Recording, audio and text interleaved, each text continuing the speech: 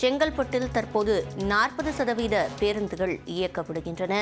சென்னை, கோவை, மதுரை உள்ளிட்ட நகரங்களில் அரசு பேருந்துகள் வழக்கம் போல் இயக்கப்பட்டு வருகின்றன.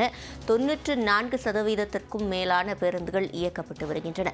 செங்கல்பட்டை பொறுத்தவரையில் 40% பேருந்துகள் இயக்கப்பட்டு வருகின்றன. நெல்லை உள்ளிட்ட பிற மாவட்டங்களிலும் பேருந்துகள் இயக்கப்பட்டு வருகின்றன. தற்போது கன்னியாகுமரி மாவட்டத்திலும் பேருந்துகள் வழக்கம் போல் இயக்கப்படுவதாக தெரிவிக்கப்பட்டிருக்கிறது. இது தொடர்பான கூடுதல் விவரங்களை செய்தியாளர் விஜயகுமாரிடம் கேட்கலாம். சஜயகுமார், தற்போது கன்னியாகுமரியை பொறுத்தவரையில் அரசு போக்குவரத்து எப்படி உள்ளது? சிவரஞ்சனி, குமரி மாவட்டத்தை பொறுத்தவரையிலும் 12 பணிமனைகளில் 763 பேருந்துகள் வழக்கமாக இயக்கப்பட்டு வரும். இந்நிலையில் அதிகாலை முதல் நாகர்கோவிலிருந்து திருவனந்தபுரத்துக்கு செல்லும் பேருந்துகள் அனைத்துமே வழக்கம் போல் இயக்கப்பட்டு வருகிறது.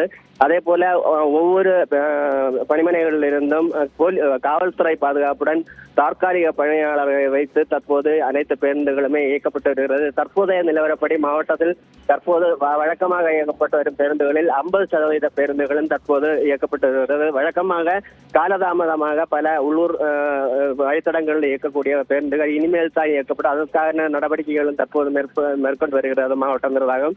அதே போல தற்காலிக பணியாளர் அந்தந்த பணிமனை மேலாளர்களை வைத்து அழைப்பு விடுக்கப்பட்டு தற்போது தற்காலிக ஓட்டுநர் மற்றும் நடத்தினர் அந்தந்த பணிமனைகளில் பேருந்துகளை இயக்கப்பட வேண்டிய பேருந்துகளை இயக்கப்படுவதற்காக பல்வேறு நடவடிக்கைகள் அந்த பணிமனை மேலாளர்கள் மூலமாக மேற்கொண்டு வருகிறது. மாவட்டத்தை பொறுத்தவரையிலும் இதுவரையிலும் பேருந்து இயக்கப்பட்டு வருவதால் மக்கள் இயல்பு நிலைக்கு தான் இருக்கிறது, எந்த பாதிப்பும் இல்லை எனவே கூறலாம். சிவரஞ்சனி. சஜயகுமார், பேருந்துகளை வழக்கம் போல் இயக்குவதற்காக அரசு தரப்பிலிருந்து என்னென்ன நடவடிக்கைகள் மேற்கொள்ளப்பட்டன?